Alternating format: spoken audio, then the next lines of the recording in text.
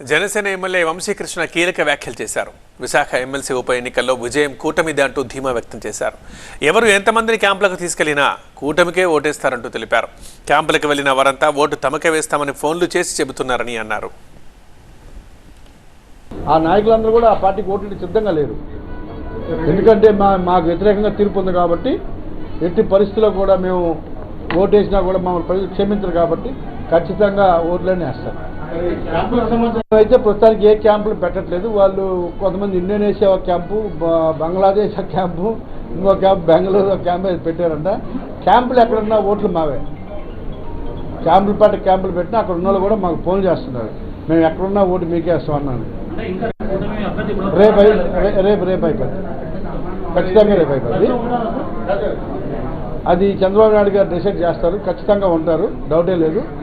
600 అయినా బరిలో దిగామంటే 100% కోటేస్తాం, డౌటే లేదు. మీకు ఎటువంటి ఆలోచన చెప్పే కదా, మినిమం 100, మ్యాక్సిమం 150 భారీ మెజార్టీ 90% ఓటింగ్ ఉంటుంది.